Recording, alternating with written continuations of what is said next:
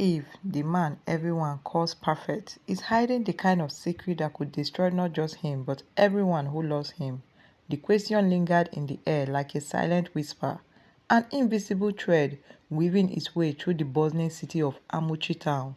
Obineze stood at the center of it all, the very picture of success and charm.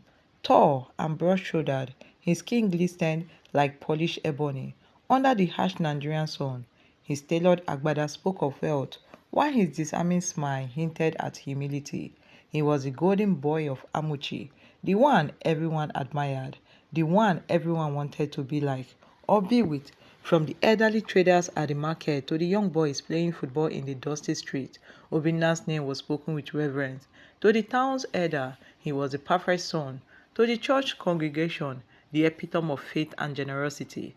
And to Adora Nwosu, his fiancée, he was her knight in shining armor. But perfection was his prize, and Obinna paid his in silence, bearing a weight no one could say.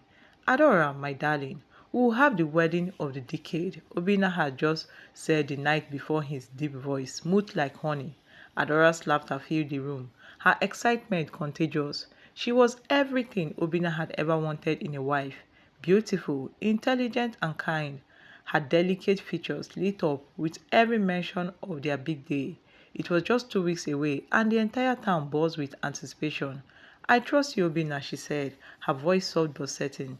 Those words struck him harder than he dared to admit. He forced a smile, kissed her forehead, and excused himself as he stepped into the cool night, the weight of her trusted pressed against his chest like a Buddha. The first note appeared 3 days later. It was tucked neatly under the wiper of his car, a single piece of paper folded with care. He glanced around the car park, but it was empty, save for a stray dog rummaging through the pile of rubbish. His hands trembled as he unfolded the paper again, reading the words over and over. Who could have written this? And how much did they know? He crushed the note on his fist, his jaw tightening. It was probably a prank, he told himself, yet the unease lingered, gnawing at him like a persistent itch. Amuchi was not just a town that kept secret for long. Its street had ears, its people's tongue wagged with a vigor that even the fiercest harmattan could not even stand. But Obinna's secret was different. It was buried deep, locked away where no one could find it, or so he thought. The second note came the next morning. The time it was slipped under the door of his office. You can't bury the past, Obinna. He's already digging his way out. A chill ran down his spine as he read the word. His assistant, Kemi, knocked on the door just then, startling him. Sir, the investors are ready for the meeting, she said, her professionalism, tone unwavering. I'll be there in a moment, he said, forcing a calmness into his voice. As soon as she left, he stared at the note again, the edges trembling in his hands. Whoever was behind this knew something, but what and how? By the end of the week, the note had become a pattern, each one more ominous than the last. They appeared in unexpected places, slipped into his Bible, the dashboard of his car, even inside the pocket of his agbada during a charity gala. Each message was a shard of glass slicing through his carefully constructed facade. Adora noticed his unease. Obinna, you've been so distracted lately. Is something wrong? She asked one evening as they walked by the river.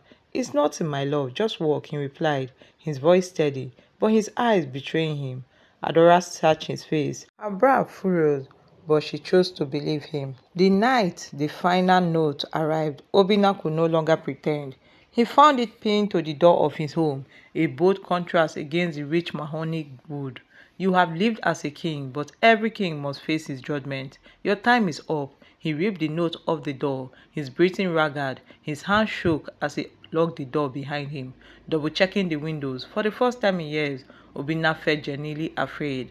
As he sat alone in the darkened living room, the weight of his secret pressed against him like an iron shroud. The echoes of the past he had tried so hard to forget now rolled in his mind. The blood, the betrayal, the choices he had made, they were all coming back to haunt him. Obinna clenched his fist. Whoever was behind this wanted him to break, but he couldn't. Not now. Not with his wedding so close. Not with the entire town watching his every move. Yet he stared at the crumpled note in his hand. One thought consumed him. What if this time he couldn't escape? The night stretched endlessly as Obinna paced the confines of his opulent living room. His polished leather shoes tapped a nervous rhythm against the tiled floor, the sound echoing in the cavernous silence of the house. The walls, adorned with framed certificates and awards, seemed so close to him, mocking the success he had so carefully built. The past was a shadow, always present but never fully visible. Tonight it loomed longer than ever. Obinna's phone buzzed on the glass table, breaking the silence. He grabbed it, hoping for a distraction. It was a text from Adora. "Missing you already. Can't wait to spend forever with you. Love you." His chest tightened as he read her words. Adora's love was pure, unwavering. She saw him as a man of integrity, someone worthy of her trust. But how would she look at him now if she knew?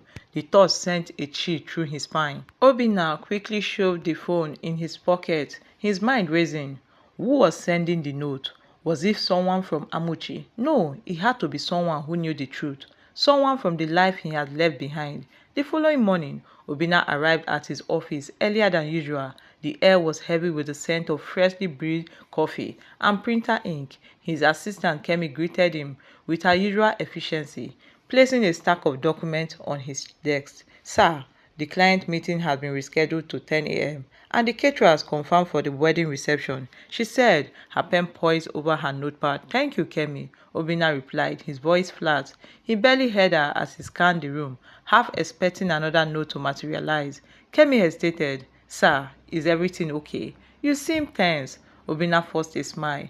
"Just a lot on my mind. Wedding preparations and all." Kemi nodded, though her concerned gaze lingered a moment longer before she left the room. By noon, Obinna could no longer focus. The unanswered questions gnawed at him. He left the office abruptly, ignoring Kemi's startled expression.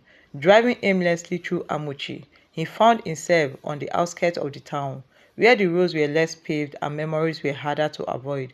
He stopped the car in front of a dilapidated building, its once bright paint now peeling and faded. The sight of it brought a flood of memories he had tried hard to suppress.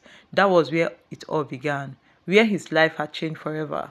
15 years earlier, Obinna had been a different man, young, brash and desperate to escape poverty. He had made choices that haunted him till today, choices that involved men like Okoro. Okoro had been a figure of fear and power in their community, a man who would make problems disappear for a price. Obinna had sought his help once, believing it was a way to protect his family. But the cost of that protection had been stolen and the consequences were far-reaching. As he stood before the house, the door creaked open and an elderly woman stepped out, her eyes widened in recognition. "Obinna, is that you?" she asked, her voice trembling. "Mama Okoro," he replied, his tone guided. The woman's gaze softened, but her expression remained wary. "Why are you here after all these years?" Obinna hesitated. What could he say? That he had been tormented by ghosts of the past, that someone knew his darkest secret and was threatening to unravel his life. "I need answers," he said finally. "About what happened then?" Mama Okoro sighed deeply. "Answers won't bring peace, Obinna. Some wounds never heal." "Please," he implored, his voice breaking. "I need to know who else was involved. Who might want to destroy me now?"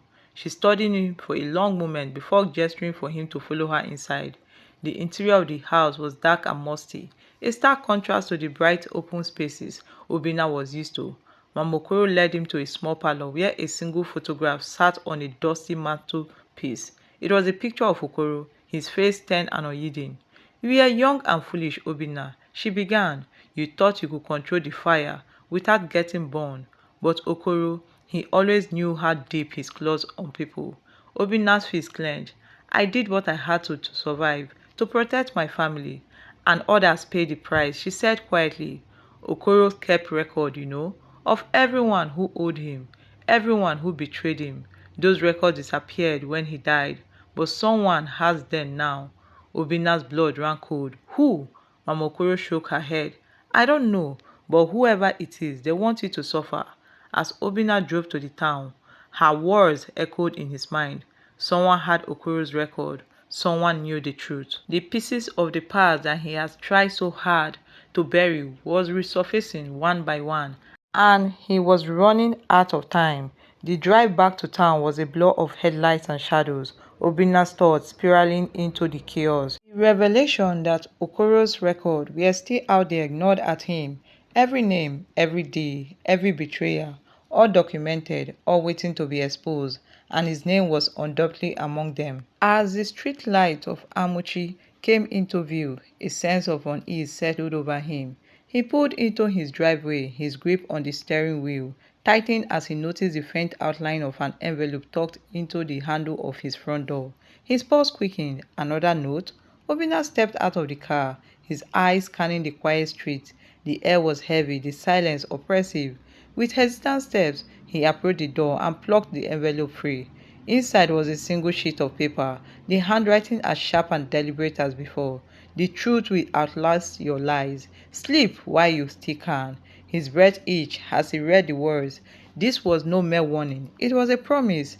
The night refused to offer rest. Obinna sat in his dimly lit living room, his fingers tracing the edge of the note, as if the paper itself held answers. His mind replayed Mama Okoro's words. Whoever it is, they want you to suffer. But why now? After all these years, what had triggered this sudden unraveling of his carefully constructed life? The sound of his phone vibrated, snapped him from his thought. Adora's name flashed on the screen. He hesitated before answering, forcing a calmness into his voice.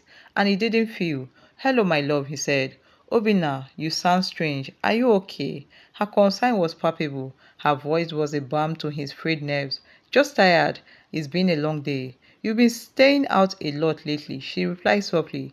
Are you sure everything is alright? For a brief moment, Obinna considered telling her, but the weight of his secret was too great. The risk was too high. I'm fine, Adora. Just pre-wedding jitters. I suppose he lied. There was a pause, then a sign. All right. Just promise me you will take care of yourself. I love you. I love you too, he replied, the words bitter on his tongue. The next morning, Obinna's step took him to an old compound on the outskirts of Amuchi. It was a place he had avoided for years, a relic of his younger, more desperate days. The rusted gate groaned in protest as he pushed them open, stepping into the overgrown courtyard. Inside, the smell of damp and decay clung to the air. The building had been abandoned for over a decade. It was bearing the scars of time and neglect. Yet, as Obinna navigated the crumbling corridors, he couldn't shake the feeling that he wasn't alone. A faint shuffle echoed behind him. He spun around, his heart pounding. Who is there? He called out, his voice breaking still. Silence! He took a step forward, his eyes scanning the shadows. Then he saw it, a glint of metal on the floor. Bending down, he picked up an old key, its surface tarnished with age. A faint inscription ran along the edge. Room 7. Obinna's chest tightened. He knew this key. It was from one of the rooms in the compound, a room he had never entered since that fateful night years ago, the night everything changed. Room 7 was at the end of the hallway, its door hanging slightly ajar. Obinna approached it slowly, each step feeling heavier than the last. The air grew colder, the silence more oppressive.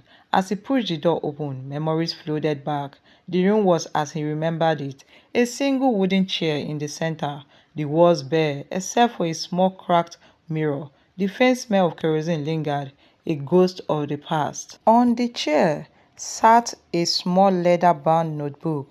Obinna's hand trembled as he picked it up, flipping through its pages. Names, dates, transactions. Okoro's meticulous record-keeping stared back at him, and there it was, his name scrawled in bold letters, alongside the deed that had sealed his life. Obinna Eze, payment received for Nwokede deal. His stomach turned. The Nwokede deal? The memory hit him like a tidal wave.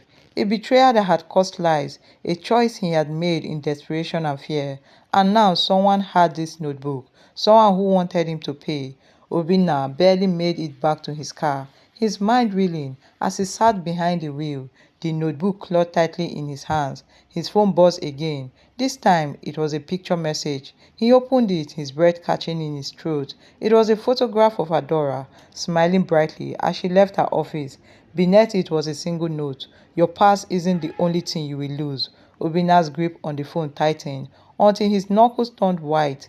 The message was clear. Whoever was behind this wasn't just coming for him. They were coming for everyone he loved. Picture of Adora lingered on Obinna's phone. Her radiant smile, a cruel contrast to the chilling messages beneath it. His chest heaved with shallow breath as the reality of the threat sank in. Whoever was behind this wasn't bluffing. They know how to hit him where it hurt the most. Obina's first instinct was to drive to Adora's house, but he stopped himself. What would he say? How would he explain the photo or the danger looming over them? He had spent years shading her from the skeleton in his closet. Exposing them now would shatter everything. Instead, he dialed a number he hadn't called in years. The line buzzed for a moment before a gruff voice answered. "Who is this?" "It's Obinna. I need to see you now." A heavy pause followed. "You've got some nerve calling after all these years." "What do you want?" "It is important. I will explain when I see you." Same place as before, the line went dead. But Obinna didn't need confirmation. He knew the man on the other line would show up. He always did when there was something to gain. The meeting point was an old mechanic shed on the outskirts of town, a forgotten corner of Amuchi, where whispers carried no weight. Obinna arrived first, the dim glow of a single bulb illuminating the grease-stained walls and scattered tools. The air smelled of oil and rust, a fitting backdrop of the business that had once transpired here. Minutes later, the sound of footsteps echoed outside.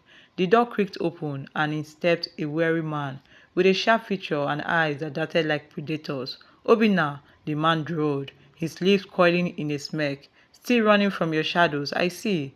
"Chike," Obinna greeted, his voice strained. "I don't have time for your games. I need your help." "Help?" Chike chuckled, leaning against a workbench. "That's rich coming from you. Last I checked, you were the one who walked away, clean while the rest of us." "This isn't about the past," Obinna cut in, his tone sharp. "It's about survival. Someone is digging into Okoro's file. They have found the record." Chike's smirk vanished, replaced by a flicker of unease. "The files? I thought those were destroyed." "So did I," Obinna admitted. "But they weren't. And now someone is using them against me." "Against us?" "Us?" Chike raised an eyebrow. "Don't drag me into your mess. I've stayed off the radar for a reason. You think they will stop with me?" Obinna shot back. "If they have the files, they have everything. Every name, every deal, every betrayal. It's only a matter of time before they come for you too." Chike's jaw tightened, the weight of Obinna's words sinking in. He paced the room, his mind racing. "All right," he said finally. "What do you need?" "Information," Obinna replied. "I need to know who's behind this. Someone close to Okoro must have kept the file. Someone we overlooked." Chike nodded, his expression grim. "I will ask around, but you need to be very careful, Obinna. Whoever is doing this isn't playing games. If they have already come this far, they will stop at nothing until they are finished." The drive back to town felt heavier, the darkness pressing in on Obinna like a vice. He couldn't shake the feeling of being watched. Every shadow on the roadside, a potential threat. By the time he reached his home, exhaustion had taken hold, but sleep was a distant hope. Inside, the air was thick with silence. Obinna locked the doors, checked the windows, and finally slumped into the chair in his living room. The letter-bound notebook sat on the table before him, its presence a constant reminder of the storm he was trying to outrun. As he flipped through the pages again, a detailed eye caught him, a name scrawled in the margins, almost an afterthought. Ifeanyi. Obinna's brow furrowed. Ifeanyi had been one of Okoro's closest associates, a man known for his cunning and ruthlessness, but he had disappeared shortly after Okoro's downfall, vanishing without a trace. Could Ifeanyi had resurfaced? And if so, was he the one pulling the strings? Obinna's thought was interrupted by the sound of his phone vibrating. Another message. His hands trembled as he opened it. "Time is running out, Obinna. Make your peace while you can." Attached was a video. His heart sank as he pressed play. The footage showed Adora walking to her car, completely unaware of the camera trained on her. The angle shifted, revealing a hand holding a knife, the blade glinting in the sunlight. Obinna's blood ran cold. The message was clear. They weren't just watching. They were ready to act. He didn't sleep that night. Instead, he sat in the dark, formulating a plan. If Ifeanyi was involved, he needed to find him and fast. The past had come back with a vengeance, and this time Obinna knew that there was no escaping it. But one question haunted him more than anything else. How much was he willing to lose to protect the life he had built? Obinna sat the next morning, combing through his mental map of Ifeanyi's past connection. If Ifeanyi had reappeared, someone in Amuchi would know, but finding that someone required a delicate plan. Without asking questions, without raising alarm, his first stop was at the home of Chief Nnadozie. an elder statesman who has always been privy of the undercurrent of powers in the region. Chief Nnadozie was known for his discretion, a man who traded information like currency. Obinna parked his car a short distance from the sprawling compound and walked up to the gravel path, his heart pounding with anticipation. Obinna Eze, the chief greeted, his voice gravely but commanding. He sat on a wicker chair on the veranda, a glass of palm wine in his hand. It's been a while since you visited. To what do I owe this honor? I need your wisdom, Chief, Obinna said, lowering himself into a seat opposite the old man. I'm looking for someone, an old acquaintance, Ifeanyi. Chief Nnadozie's eyes narrowed, his expression unreadable. Ifeanyi, that's a name I haven't heard in years. What business do you have with him? It's complicated, Obinna replied, but it's urgent. Do you know if he's still around? The chief leaned back, stroking his grey beard thoughtfully. Ifeanyi has always been a slippery one. After Okoro's empire crumbled, he disappeared. Some said he fled the country. Others believe that he's lying low, waiting for the right moment to strike. Do you think that he's in Amuchi? Obinna pressed. Chief Nnadozie took a slow sip of his drink before answering, perhaps.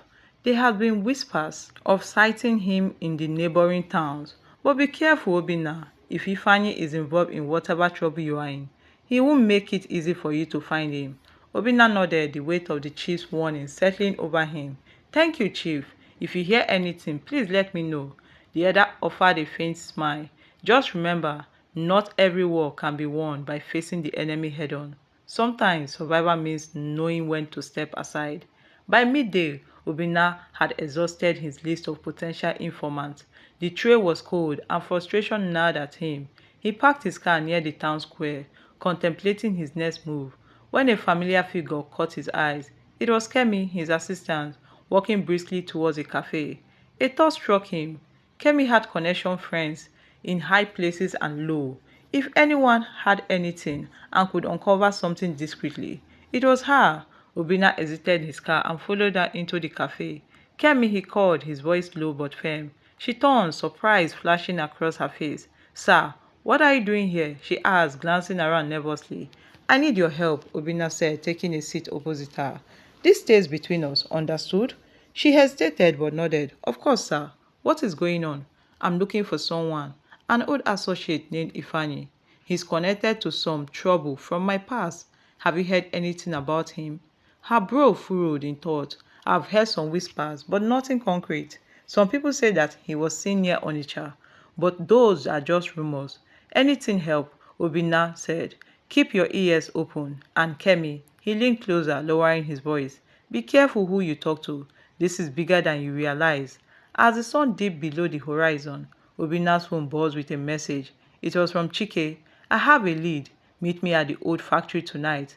The factory was a relic of Amuchi's industry past, a sprawling complex of rusted metals and broken windows that had been abandoned for years. It was a perfect place for clandestine meetings and ambushes. Obinna arrived just as the moonlight bathed the factory in an eerie glow. He stepped cautiously through the crumbling entrance, his senses on high alert. Chike was waiting for him in the main hall, his silhouette outlined against the pale lights, streaming through a shattered roof panel. You are late, Chike said, his tone clipped. I'm here now, Obinna replied. What did you find? Ochike handed him a small folded piece of paper. A name, Nkem. She used to work with Ifeanyi back in the day. What is She has been spotted around Onitsha recently. If anyone knows where he is, it is her. Obinna unfolded the paper, staring at the name scrolling across. Relief mixed with dread. He finally had a lead, but following it meant diving deeper into the shadow. Thanks, Chike, he said, slipping the paper into his pocket. I owe you. You owe me nothing, Chike said, his voice low. Just remember, Obinna, Ifeanyi doesn't forgive, and he doesn't forget.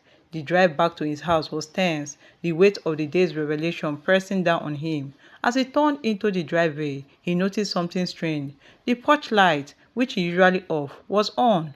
Obinna stepped out of the car cautiously, his eyes scanning the darkened surroundings. He approached the front door, his heart pounding. The lock was intact, but the unease in his chest grew. Inside, the house was silent. Too silent, he moved from room to room, checking every corner, until he reached the living room.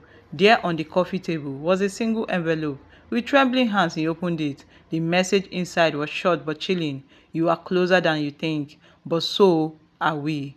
Obina's blood ran cold. Whoever was behind this was watching every of his move. The hunt had begun, but the hunter was also the hunted.